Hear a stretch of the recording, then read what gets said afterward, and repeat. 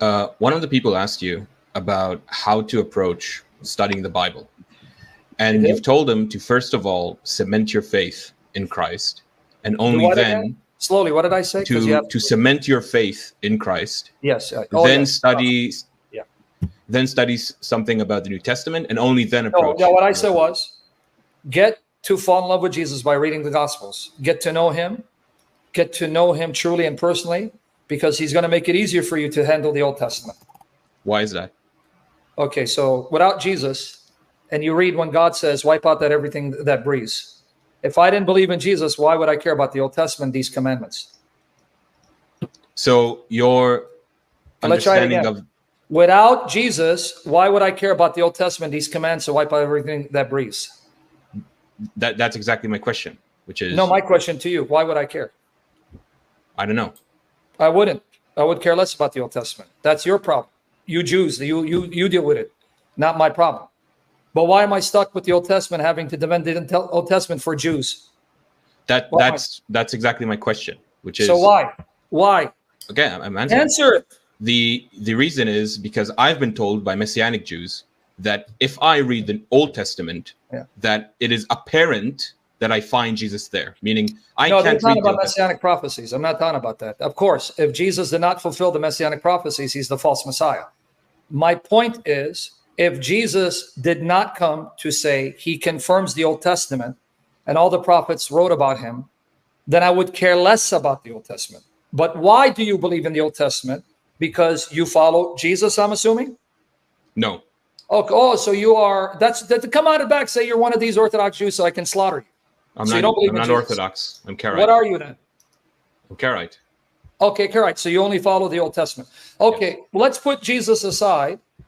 Why should I follow your Old Testament? You shouldn't. I said what? You shouldn't. Oh, even though in the Old Testament it says that God wants to, through the nation of Israel, bring the Gentiles to the worship of God. So you're saying yes. Isaiah was full of it. That's not what he meant. He didn't mean no, the revelation revealed to us. Isaiah 42. Don't lie to me. Isaiah 42. I'm going to open it right now. Let me show it to you. So see again, okay. You're a Karaite and you don't know your Old Testament. Shame on you that a Christian has to educate someone like you here. You're full of it because your Isaiah says, you're more wise than I am. Your Isaiah says, whoever the servant is, what is he going to do? Isaiah 42 in front of your eyes. Light to all nations. Light to all nations. Yeah, I know. Okay, so why did you just say I shouldn't? Why does it mean light to all nations? Why does it have to mean the Torah? Because God is telling Isaiah that the servant will bring them to the knowledge of God and worship him. Yes. Isaiah 45. So how am I going to worship your God without the Old Testament? Why does knowledge of God equate the revelation given to the people of Israel? How am I going to know who God is without the Old Testament? Answer the question. Set in an example as a light to all nations. How am I going to know that it's Yahweh if not the Old Testament? Where am I going to find that this is the God of Abraham, not the Old Testament? I don't understand the question. How am I going to know this is the God of Abraham without the Old Testament? Most people don't know it's the God of Abraham without the Old Testament. But the God of the Old Testament wants the people to know this is the God of Abraham. So how are they going to know that without the Old Testament? You know you're especially kind of stupid, right? That you can't answer this question. Let me repeat it again slowly. The God of Abraham wants the nations to worship him, the God of Abraham.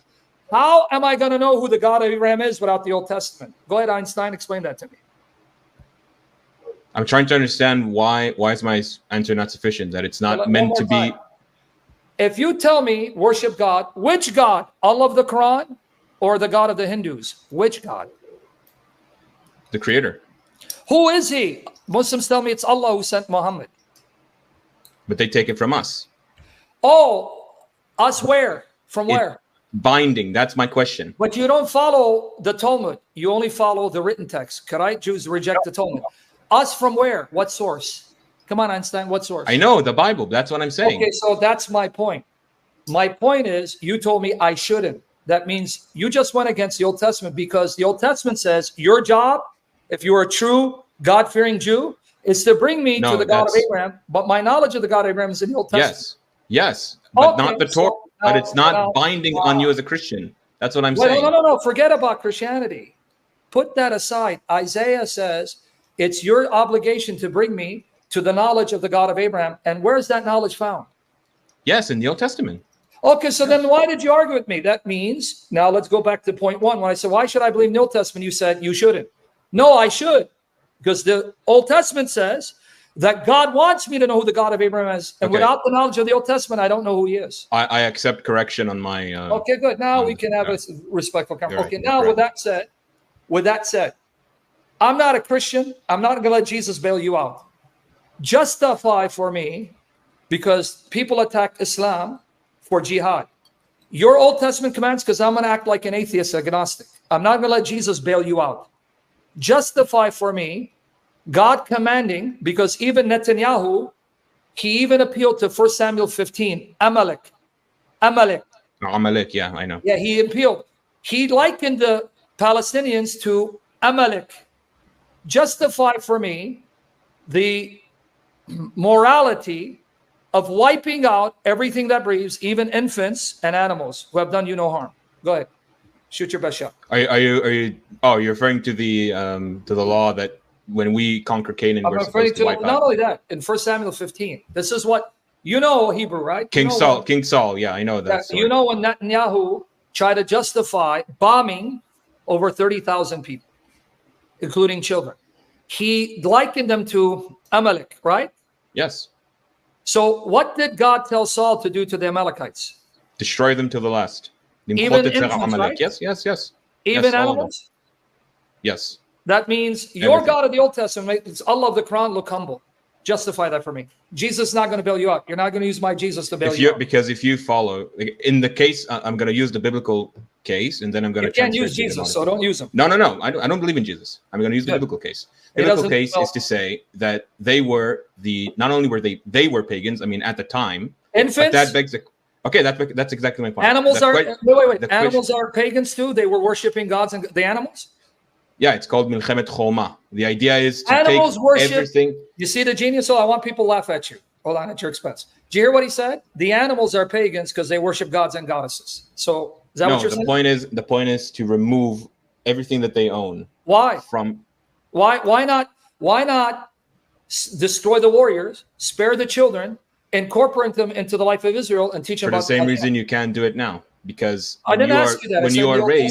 When you are raised in the environment of paganism, in the case of the Old Testament, you will grow to be. Hold on. Wasn't Abraham raised in the environment of paganism?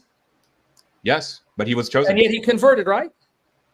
Technically, if you want to use that word. So why can't you spare the infants? Now you wiped up the warriors, incorporate them in the life of Israel, and then teach them about the God of Israel. Technically, in the Torah, that's exactly what happens. So. No, that isn't what happens. Says wipe them out. In fact, God rebuked Saul for not wiping everything out. I know. Because so he disobeyed God. He disobeyed God. Say what? That's what I'm trying to do. I'm saying that if you are living in a pagan environment and you don't do that, you want me to go back to my first objection, which you didn't answer? You want me to go back again? Let me repeat my objection, which you didn't answer. Okay. Why do you need to wipe out infants and animals when you can simply wipe out the warriors, and then the infants you spare, because now you will incorporate them in the commonwealth of Israel and raise them in the fear of God, just like if a stranger decided to attach himself to Israel, in the Torah it says you will treat him as a native Israelite. So why did God do that? Yeah. Say it again. I can't hear you. Say it again. Can you hear me? Yeah, go ahead. Yeah, Can you repeat the question? Excuse me. Can you repeat your question? Again, repeat again. This guy's going to wear me out. Okay. Sorry. You're justifying God slaughtering infants. See, as a Christian, I can have an answer, but I'm not going to let Jesus, whom you reject, bail you out. And let's stick with the Old Testament. Why did God order wiping out all infants and animals? Why not simply wipe out the warriors, then spare the infants, incorporate them in the commonwealth of Israel, raise them in the fear of God, just like you have in the Torah? If a stranger, an alien from the nations, wants to now worship the God of Israel and be part of the commonwealth of Israel, the law says you treat him as a native born, you don't discriminate. So why didn't God do that instead of wiping them out? I don't know. Now you're being honest. See, with Jesus, I'm forced to now deal with this and defend your book because Jesus forces me. But I'm not going to let you appeal to Jesus to defend your book. Now, as a Karaite who doesn't believe in the Talmud, what's your view about the Messiah? Do you believe in the Messiah? He's coming? Yeah, of course we do. What do you believe about the Messiah? He's going to be wise beyond his years. He's going to be son of David. He's going to be... What does it say he's going to be a son of David? Isaiah 12, I believe, or 11. No, it's Isaiah 11. But I'll give you $1 million to show me it says Messiah. Okay. Oh, no. You mean literally the name Messiah? Yeah, I want to know because you rabbis, or not you rabbis, you Jews have selectively decided which prophecies are messianic, which are not, in order to show that Jesus is not the Messiah. So I'm not going to play your game. This is what you're referring to, Isaiah 11, not 12. Yeah. Then a shoot will spring forth from the stem of Jesse. I'll give you $1 million and we'll all convert to your religion. Show me where this says this is about Messiah, the son of David. Stump of Jesse. How do you know that's Messiah? How do you know it's not one of the kings that came? One of the what? One of the Davidic kings. That is a Messiah. What do you mean? No, one of the kings that historically rose to prominence and power. Oh, you're talking about that this is speaking about a specific king and not necessarily the Messiah? Yeah, how do you know it's Messiah? Because of the stump of Jesse. The stem of Jesse, sorry. So was Hezekiah from the stump of Jesse? Yes. Was Josiah from the stump of Jesse? Yes. Was Solomon? Yes. Okay, now prove to me that this is Messiah, not one of these kings that came. They were all messiahs, but not the Messiah. Okay, no, the Messiah. I want you to show me prophecy about the Messiah. Spirit of Yahweh will rest on him, spirit of wisdom, understanding, and might, and so on and so forth. Okay, how do you know this is the Messiah? I'm still waiting for the answer, buddy. Because he has not yet come. All of these have not yet been fulfilled. How do you know it's not referring to one of the historical kings? Because it's speaking in the future tense. How do you know it's not referring to one of the kings that comes after Isaiah? Are we going to keep going doing this? Because you know there were Judean kings up into the Babylonian captivity, right? I know, yes. Okay, so how do you know it's not referring to one of them? I don't think, if I recall our history correctly, I don't think that it matches any of the other kings after. Well, you can think what you want, because if you've read your scriptures, even the promises that God makes are conditioned, because he says that his throne will be forever, but then he says, if he obeys my commandments, like he said with Solomon. So how do you know it's not conditional? Because of 2 Samuel 7. That's actually going to work against you, because 2 Samuel 7, 14, 15 is about Solomon. I know what you're referring to. 2 Samuel 7. Go 14. There. I want to see it. I want to see and see how you understand. Show it to you very easy. You sure you want to see it? I know it. I just want to see what because have you read the parallel? I know that it's about Samuel. Sorry, about Solomon. Who? Solomon. Sorry. Okay, so I don't need to prove it, because then look what he says about Solomon. Hold on. So you admit it's Solomon, right? Yeah, good. I'm glad, because now I want to show you this. 1 Chronicles 28, verses 4 to 7. Solomon, you admit it. So now here's the parallel. Yet Yahweh, the God of Israel, chose me from all the house of my father to be king over Israel forever. For he has chosen Judah to be a ruler, and the house of Judah, my father's house, and among the sons of my father, he took pleasure in me to make me king over all Israel. Now of all my sons, for Yahweh has given me many sons, he has chosen my son Solomon to sit on the throne of the kingdom of Yahweh over Israel. And he said to me, your son Solomon is the one who shall build my house and my courts. For I have chosen him to be a son to me, and I'll be a father to him. And I will establish his kingdom forever if, here's a condition, if, it's not unconditional, he will be strong to do my commandments, and my judgments is done now. So what if Solomon doesn't do his commandments? Will his kingdom be forever? No, but it didn't say, he never said that he removes his kingdom from him. I didn't say he removes the kingdom from David. It says Solomon's kingdom will be forever if he obeys my commandments. So if he doesn't, that means his, Solomon, I'm not talking about David, won't be forever. So my point is, Isaiah 11, how do you know it's not talking about one of those historical kings that had he obeyed God, then his rule would be forever, but because of sin, he then disqualified himself? No, because it says here that it's forever, right? And I know that there's a conditional here. I know that there's a condition here, but it's never been met. You don't know the Tanakh. Because I just said, maybe you're not clear, that when you have statements that says his kingdom will be forever, you can't just take a passage in isolation, because then you're going to have to look for all the other passages related to the same theme. And all throughout, the condition for the sons of David is they must obey, otherwise the Lord will discipline them. Do I need to show you Psalm 89? But that's not what it said in 2 Samuel 7. That's the problem. Buddy, all right, okay. Now, you sure you want to go that route? Because now Isaiah 9:6, you just proved Messiah is God in the flesh. Now I'm going to play your game.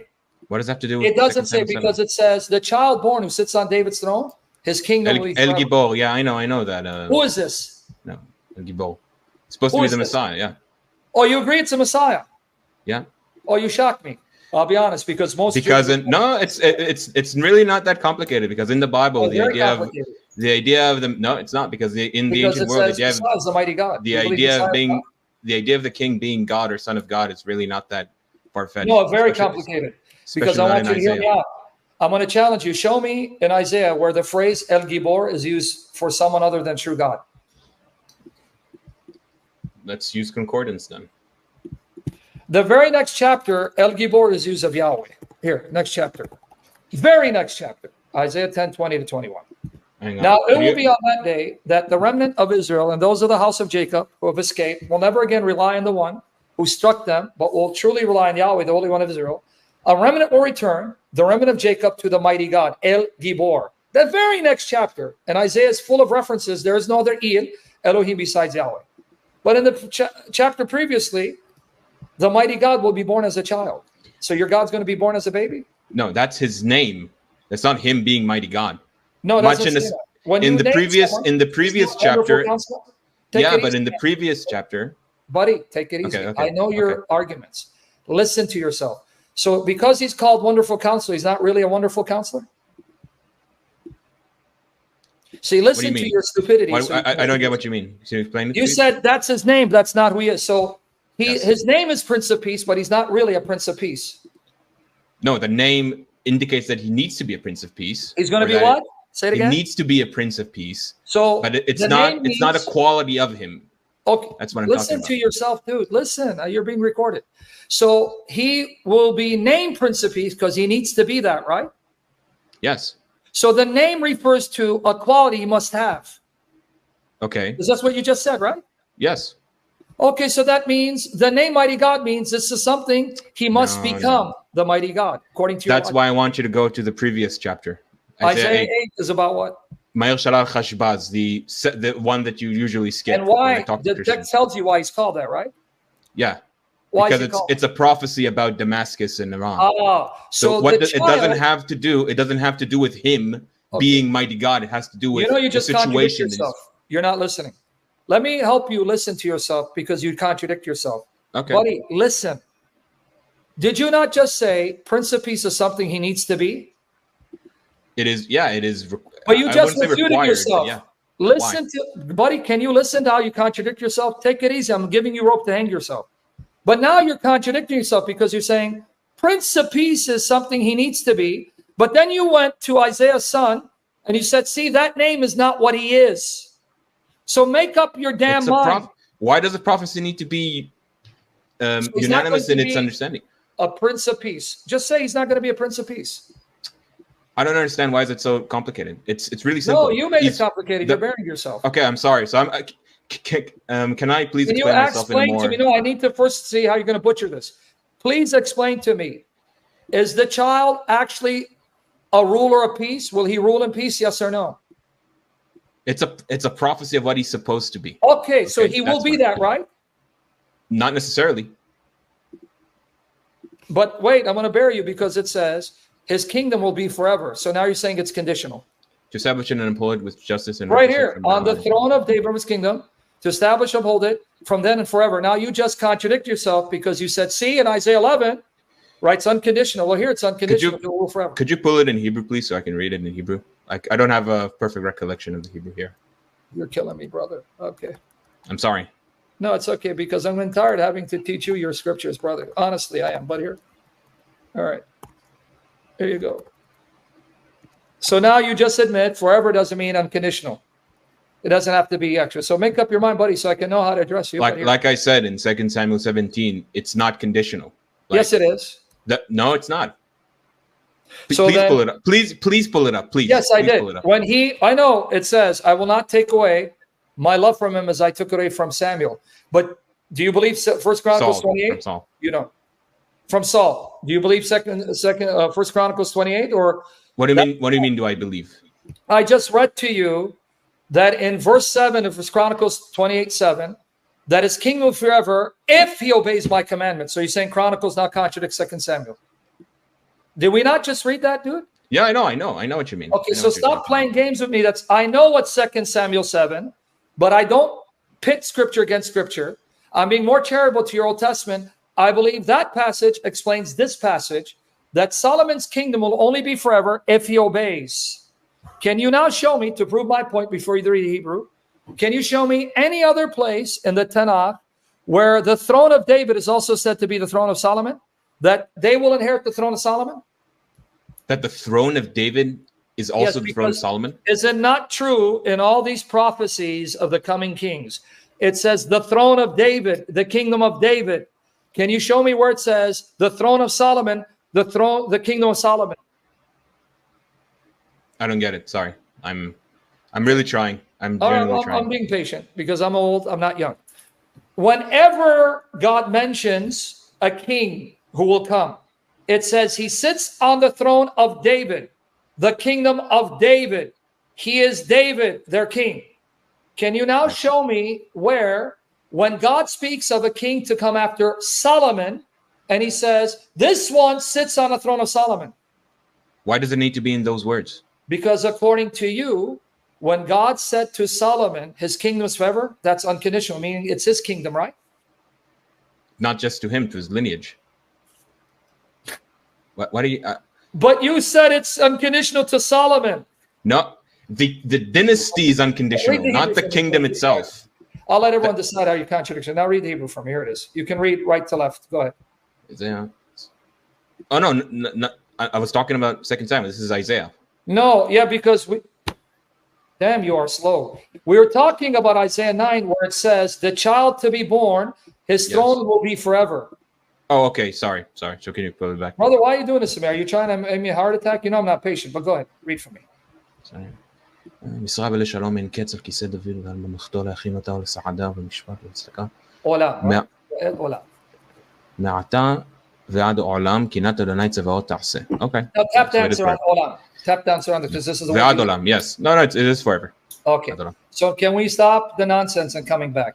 Wait, did it say... Whoa. Hold on. Can you go back, please? Did it say ותכינת ממלכתו? Guys, how long do you think this guy's going to last? Let's see. Go ahead. Go ahead. I'll wait. I'll give you time. שלום, אין קץ על כיסא דוד ועל ממלכתו להכין אותה ולסעדה. להכין אותה? Okay. I never noticed להכין. Never mind. Okay, never mind. I'll concede this argument. Okay. It is forever. No. Don't concede yet because you're going to do a tap dance. So now this is an unconditional promise. He will reign forever. Is that what you're saying? His dynasty, yes. So guys, notice he said yes because I don't want to on the throne of David, yes. And that means he will then actually become the Prince of Peace? No. You know, I got you know you got to get out of here right now. Okay, I'm sorry. I'm sorry if I can't catch up. I'm sorry. Okay, so can you be honest and say, you said that the name means that's what he needs to be, but doesn't mean he'll become it, right? It's a prophecy, yes. I think. But now you admit this is unconditional. That means he will actually become king. He will actually sit on David's throne and he will rule forever. So he's going to actualize it, right? Yes, I guess, yes. Now be honest then. That means then he will then actualize being the Prince of Peace, right? Yes, this future king. Yes. Now I like you. Then it means he will actually become the mighty God. You're stuck. I'm not so sure, no. Not so sure that I'm stuck. Okay, well, let's ignore that. I know you're being convicted. So what other prophecy do you have that you think is about the Messiah? I can't pull one off the top of my head. So I can only say what will happen in the end of days with the, well, you can't tell me if you don't know the prophecies. That means you're just giving me your interpretation. Okay, I want to show you because you like Haggai. Your name is Haggai, right? Haggai, yes. Okay, let's go here. Now I want to see. I want you to explain to me. The first temple of Solomon, Shlomo, the cloud appeared, fire came out of the cloud and consumed the sacrifices, and Solomon and the priest saw it, right? You know this, or I got to show that to you? Hold on. My connection's buckling up. Right. Do I need to show you that in the time of Solomon, the temple was built? It says the pillar of cloud appeared like it did at the time of Moses. Yes. Fire. Yes. Okay, so you know that, right? Yeah. And not only that, but in the temple, you would have the mercy seat, the Ark of the Covenant. You would have the golden jar of manna. You had Aaron's rod, and you had the tablets of stone behind the most holy place, right? Yes. In the second temple, did the pillar of cloud appear? No. Did they have the rod and the tablets of stone? No, there's a midrash about the word there that talks about. So they didn't have it, right? I believe you. No, they didn't have it. They didn't have it. Okay, now since your name is Haggai, can you explain to me how the glory of the second temple will be glory than the first? Here it is, Haggai 6, chapter 2, verse 6 to 9. For thus says Yahweh of hosts, once more in a little while, I'm going to shake the heavens and the earth, the sea also and the dry land. I will shake all the nations. They will come with the desirable things of all nations. I will fill this house. It's not about the second temple. Yes. You know this because you've read Haggai 1. I hope you're not going to disagree with me. No, I know. Okay, good. He's not being honest. I will fill this house with glory, says Yahweh of hosts. The silver is mine, and the gold is mine, declares Yahweh of hosts. The latter glory, the glory of this house, will be greater than the first. Yes. And in this place I will give peace. So what happened in the second temple that made the glory of the second temple greater than the first? And how did God establish peace in the second temple in light of the fact it was destroyed? It never happened. That's not what it says. Remember you said unconditional promise? He didn't say it. Okay. All right. This goes to the interpretation of whether the second temple is a second temple or is it merely an addition of the first? The latter house, this house. You want me to read it? Okay, I know, but this is house. I know what you mean. I know what you mean. What I'm trying to say is that this goes into the interpretation of whether or not the second temple was the second temple or is it simply the first? Your tradition says. The text in front of my eyes. I will fill this house. Do I need Which means this house can mean the future house, not necessarily the second temple. No, because let's read from verse 1. No, I'm sorry. Bye-bye, your tradition. On the 21st of the 7th month, the word of Yahweh came by the hand of Haggai, the prophet, saying, speak now to Zerubbabel. He was not building a future house that didn't exist. He was building the second temple. The son of Shealtiel, governor of Judah, and to Joshua, the son of Jehozadak, the high priest and eminent of the people, saying, who among you remains who saw this house in its former glory? And how do you see it now? Yes. Does it not seem like nothing in your eyes? Well, hold on. Don't say yes, because when I tell you it's about this house, oh, no, it doesn't mean that. I know it's about this house. That's my point. It is this house. But this house doesn't... How did this house become more glorious? I will fill this house with glory. But you think this is the second temple. It wasn't finished built when Zerubbabel and Joshua were building it. I know. It took many more years, so that even at the time of Ezra, they were still building it. Stop the games, dude. I know. I'm not denying any of this. Okay, so how did the second house become more glorious than the first? It did not. That's my point. It didn't. So this is a false prophecy. No, it's not. That's my point. It's not talking about the second temple. Because you're wasting my time. Okay. This house, which house? Let's go back. This house that Zerubbabel is fashioning, this house I will fill with my glory. Okay. Can I give you an analogy, maybe to illustrate my point? I want to deal with the text, buddy. I'm trying. I'm following the text more than you are. Can you explain it to me? I'm trying to. You know what? No, you're not. You're telling me it doesn't have to mean this house. I'm going to pull it up in Hebrew. Maybe it's more clear there. You want me to show you the Hebrew? You can read the Hebrew. It's not going to make your case. I think it will. Okay, let's see how it's going to make your case. My goodness, sorry. My goodness, man. What I have to I just feel like we're talking past each other. I don't know how. No, we're not. You're denying what the text says because you know it's going to show you missed your Messiah and you don't want to repent. Here it is. Okay, Haggai. Let's go to Haggai 2. Okay. When do you want to start reading from the Hebrew for me? Here, it's right in front of you. You want to start from verse 1? Yeah. Okay, talking to the guy. Scroll down. בכבודו הראשון, ומה אתם רואים אותו עתה, הלא כעין בעיניכם. What does it say here? הבית הזה, yes, this temple, this house. Okay, good. Remember these words, okay? Remember, yes. Which temple? The one that Zerubbabel is fashioning, right? Yes, the same one that was destroyed. Okay. Good. No, it wasn't destroyed yet. No, Meaning the first one was, but this one is not. This is exactly my point. This is exactly my point. No, that's not your point, because the second one is being built. There is no second house. That's my point. There is never a second house. It's Buddy, the same what are they house. building here? The temple. And when he says right here, so you're playing games with the text, but you have to act like a Muslim with your own Bible. That's okay. They have to pervert the text. Watch here now. Okay, a little while, and I will shake heaven and earth and the sea. All right. And dry land, I will shake all nations, and they shall come. The desire of nations, and I will fill what again? Yes. Which house? This house. Which one? Yes. This is what I mean. Which one? The one Zerubbabel is building, right? No. You know what? Yes. Yet, for your sake, yes, because I don't think you understand my point. No. It's going to make, because now I want to know here. What does it say here? Okay. So this temple will be filled with glory more than the previous one. The former one is which one? How to show which one is that? I'm going to go in like 5 minutes. I just want to make it. Okay. Which one is this? The former one. Harishon was the first temple. Say it again. The first temple. Okay. So when it says ha bayet haza, the same word used all throughout. I hope I don't have to come to ha bayet haza, and then we go back here. Let's see. Hold on. Let's see. Let's go here, because I don't want you to do the tap dance. But please, friend, please. I know what you mean. I know what you're talking about. Okay. So can we now stop the game? Ha bayet haza is the temple that Zerubbabel and Joshua are building, right? All right. I think I can explain this. It says, can you scroll down to the word next to, scroll down, please? Yes. Which one? Verse 9? Okay.